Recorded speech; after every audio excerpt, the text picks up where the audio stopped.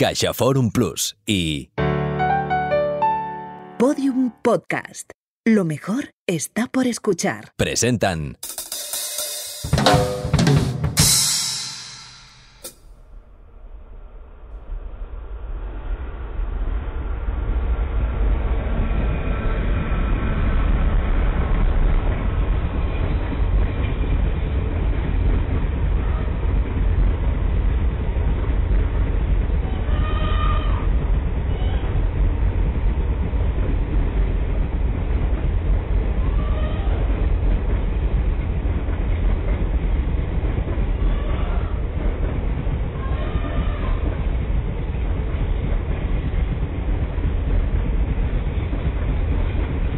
Los trenes de la India son máquinas de matar elefantes.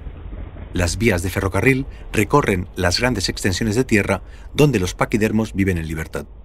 Y no es extraño que, cuando los enormes animales atraviesan con dificultades los raíles, llegue una locomotora y los embista.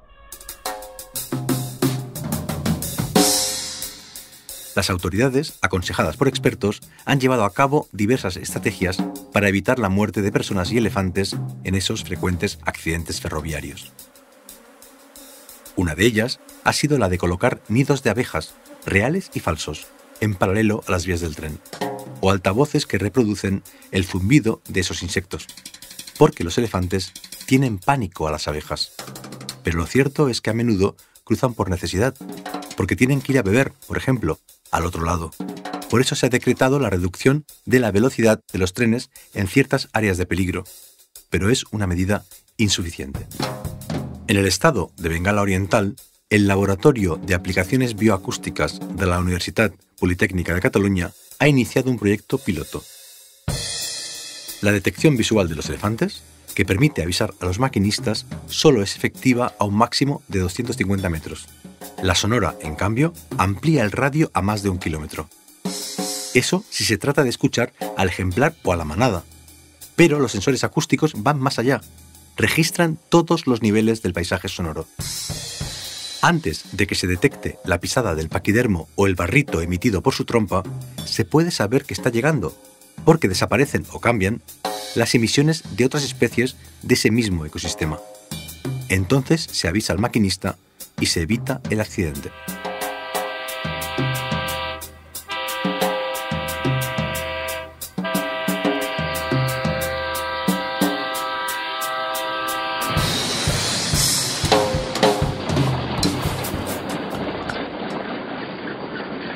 El filósofo Paul Virilio dijo que la tecnología era inseparable del accidente. La invención del tren en el siglo XIX supuso la invención del descarrilamiento. Las personas y los animales comenzaron a ser atropellados por el progreso. Pero una nueva tecnología de la escucha puede prever la catástrofe y neutralizarla.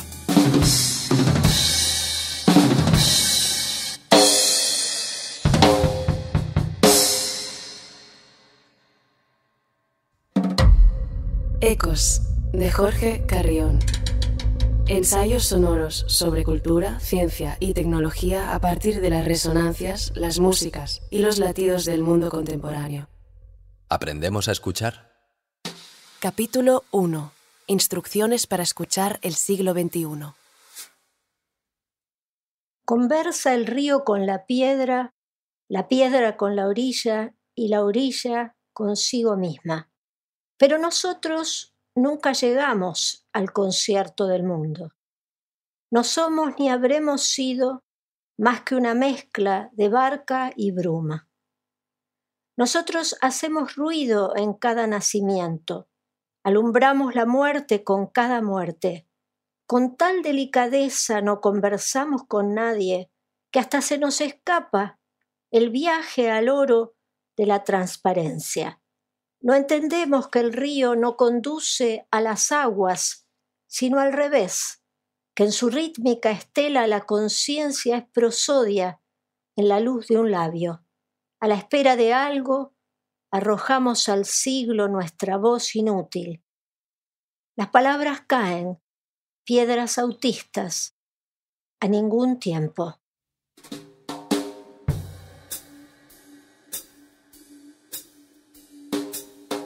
Nunca he tenido buen oído. Recuerdo que, de niño, en el coche de mis padres, me peleaba con mi hermano Javi porque cada uno entendía de un modo distinto las palabras de algunos versos de las canciones de Mecano. Lo más probable es que él tuviera razón.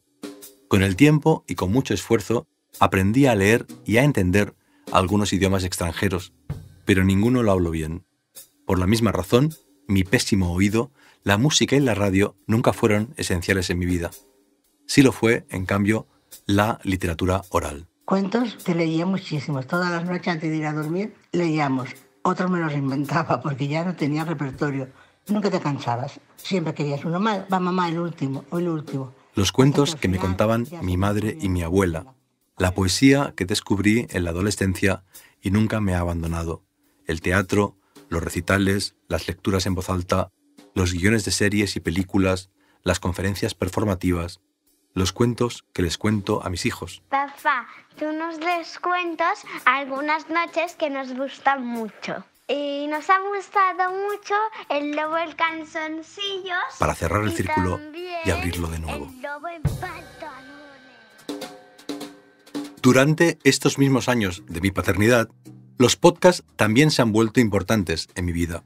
Primero, escucharlos. Solaris. Después, escribirlos, locutarlos, compartirlos. Siento que con las 3 temporadas de Madre mía, Solaris, ensayos sonoros, empecé a escuchar en serio. Descubrí el mundo de la bioacústica y de la edición de audio, del sonido binaural y de los archivos sonoros. Tengo 45 años. ¿Es demasiado tarde para educar mi oído? ¿Para abrirlo a la polifonía esencial del mundo? Prestar atención a cualquier fuente de sonido, pero sobre todo natural. O sea, que escuchar es una voluntad. Por lo tanto, hay que prestar atención y querer hacerlo. Eso me dijo Michel André, el director del Laboratorio de Aplicaciones Bioacústicas, en su despacho de Vilanova y la Geltrú, a media hora en tren de Barcelona. Es decir, en un centro neurálgico que recibe información sonora durante las 24 horas del día de cerca de 150 sensores acústicos repartidos por todo el mundo. A través de inteligencia artificial, todos esos paisajes sonoros son procesados y clasificados. Nutren el mayor archivo de sonidos biológicos del planeta, de modo que se puede decir que el laboratorio es el oído más grande que existe. Un oído gigantesco, planetario, global, y yo estaba allí, con mis oídos diminutos, con mis oídos incultos, aprendiendo a escuchar.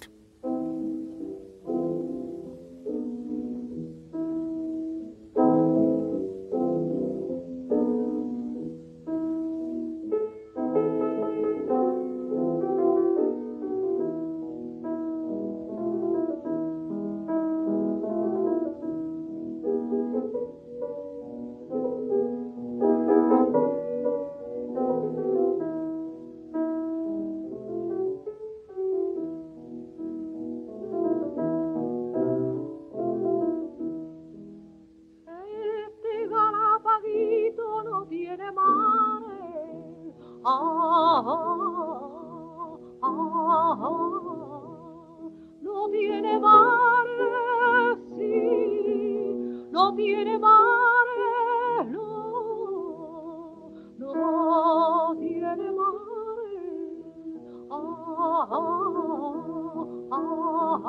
Nuestra primera conexión con el mundo es táctil, la segunda sonora. A partir de la semana 25 de gestación ya podemos escuchar latidos propios y músicas y latidos lejanos.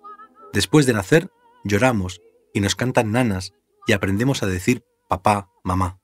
Ensayamos sonidos graves y agudos. Imitamos ruidos y músicas. El primer sintetizador que usamos son nuestras cuerdas vocales, que también son nuestra primera coral. En los primeros años de vida adquirimos la herramienta más importante que tenemos, el lenguaje, a través de la oralidad. La dimensión visual de la realidad se revela más tarde, como la escritura, pero a partir de ese momento se expande como un eclipse.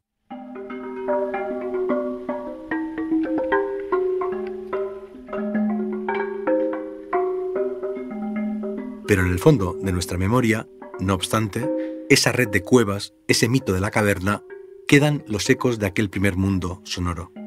Es posible rescatarlos. llevar a cabo un ejercicio de espeleología, entrar por el pabellón de la oreja, descender por el conducto auditivo, atravesar el tímpano, el martillo, el yunque, esa fragua, llegar hasta el nervio y de allí al cerebro. En la corteza prefrontal se guardan nuestros recuerdos, los visuales, los audiovisuales y los auditivos.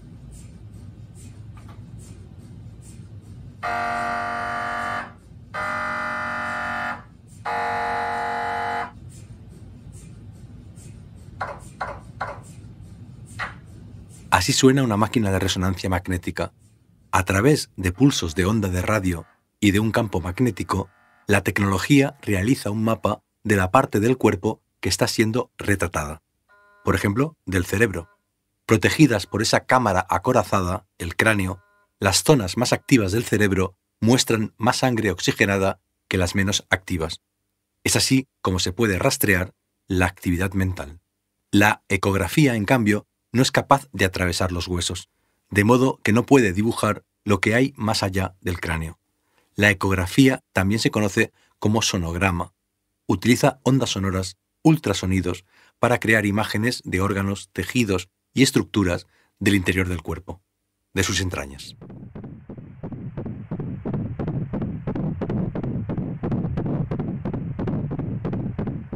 Nunca olvidaré las visitas mensuales a la ginecóloga para ver y escuchar a nuestros hijos antes de su nacimiento. A ver, antero-posterior de abdomen es de 33, transverso de abdomen.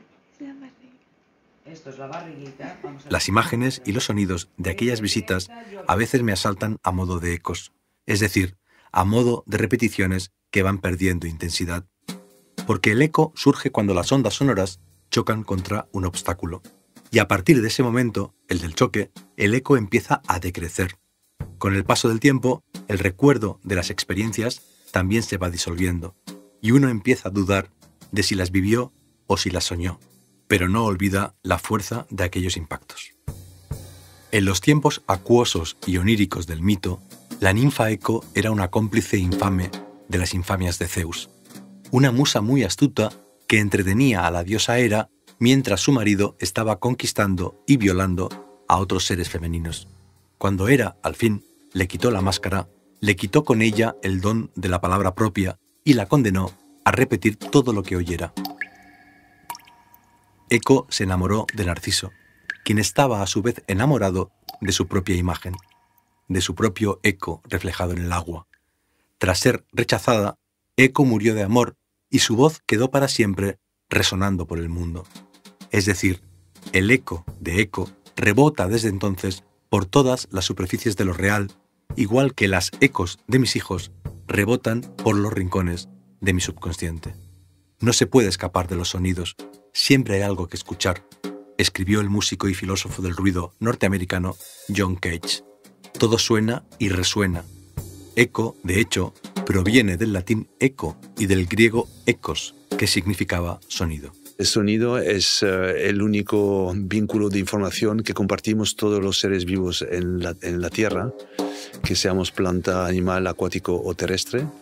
Y por lo tanto el estudio del sonido nos permite tomar el pulso de la naturaleza y poder saber, sin distinguir ecosistemas marinos, por ejemplo, de ecosistemas terrestres o de selva, en qué estado se encuentra. Me dijo Michel André en su despacho, al fondo el mar Mediterráneo lleno de hidrófonos. La nature est un temple où de vivants piliers laissent parfois sortir de confuses paroles.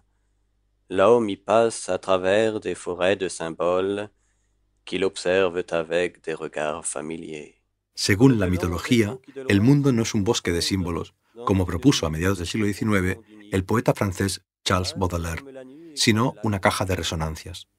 Desde siempre, los ecos han conectado historias, ideas, fenómenos, obras, gestos, músicas, vibraciones. Acostumbramos a pensar la Tierra como un espacio físico, como un espacio de paisajes, volúmenes, cuerpos, ciudades, vientos y terremotos, pero también es un espacio sonoro, un sistema de vibraciones, sonidos, músicas, voces y resonancias, el hogar del eco.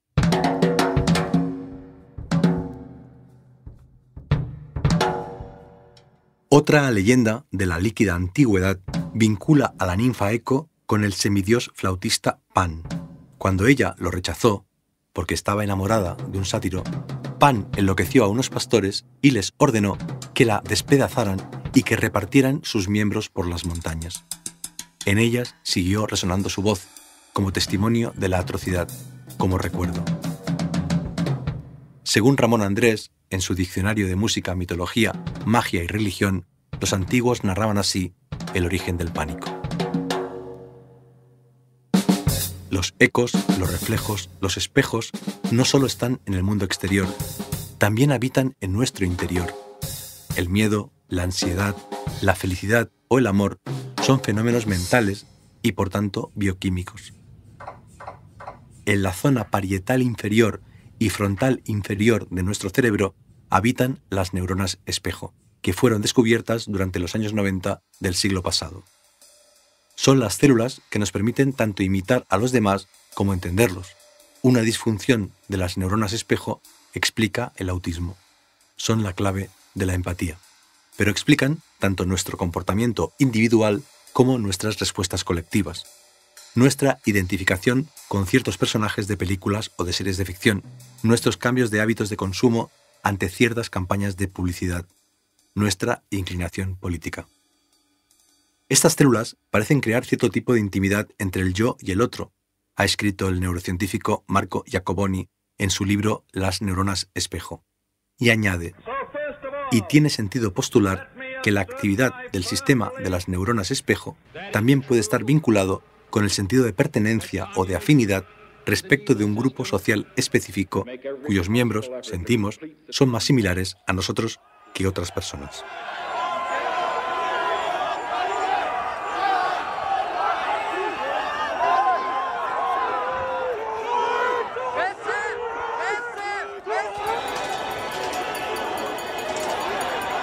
Entre el 60 y el 70% de la información que circula por el mundo es chisme, cotilleo. Tiene que ver con los elementos esenciales de la comunidad, la comida, el vecindario, el deseo, el miedo y, sobre todo, la pertenencia. Y tienen que ver también con el interés principal de las neuronas espejo. Son sociales. Nos reflejan, claro, porque nosotros también somos seres sociales.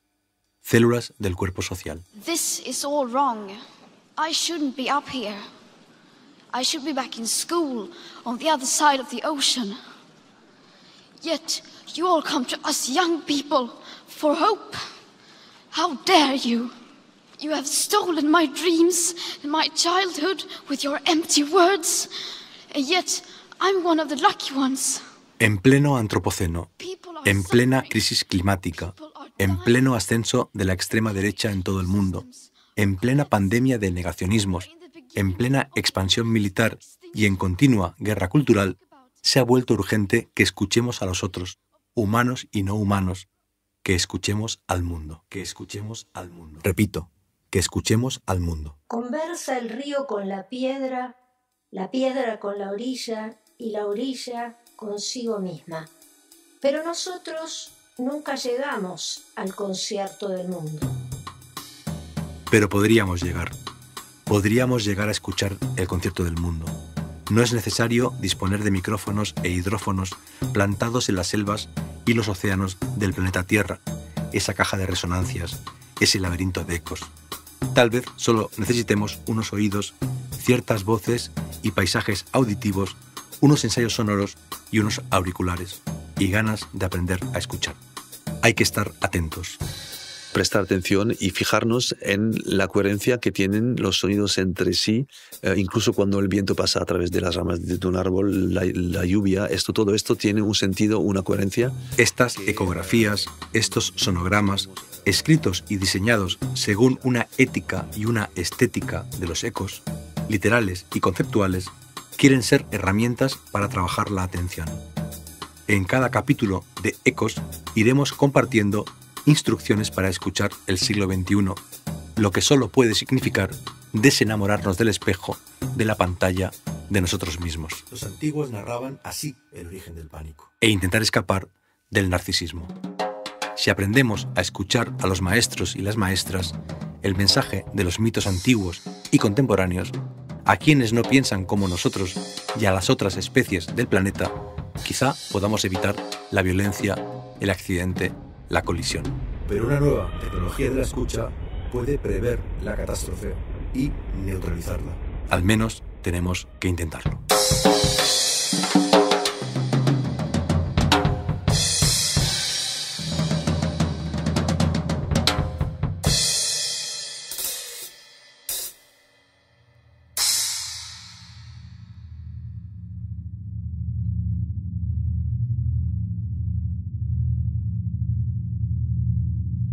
En este primer capítulo de Ecos, titulado Instrucciones para escuchar el siglo XXI, hemos citado, en orden de aparición, el archivo sonoro del Laboratorio de Aplicaciones Bioacústicas de la Universitat Politécnica de Cataluña y a su director, Michel André, a quien grabamos en su oficina. El poema Oratorio, de María Negroni, leído por ella misma desde Nueva York a través de Zoom. Las voces de Carmen Gálvez y Francesco y Marco Carrión de Chiara. La Nana de Sevilla, interpretada por la argentinita con Federico García Lorca al piano.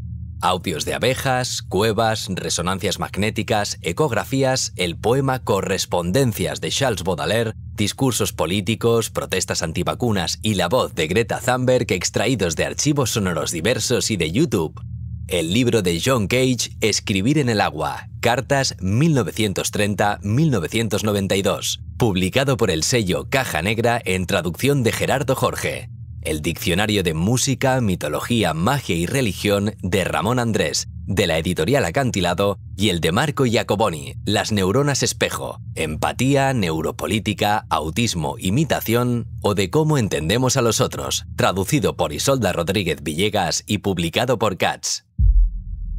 Si la aceleración es el problema, entonces quizá la resonancia sea la solución. Hartmut Rosa.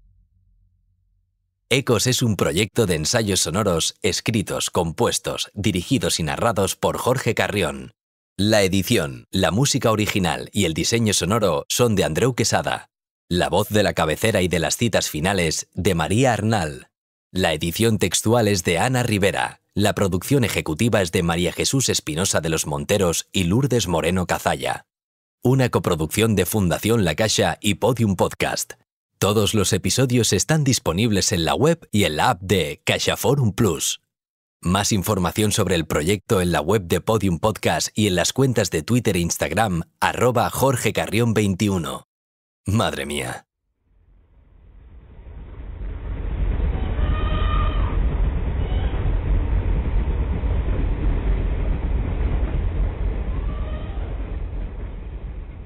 ¿Quieres que te hable de cuando eras pequeño? Pues allá voy, porque la verdad es que me acuerdo de muchas cosas, a pesar de la edad que ya tengo.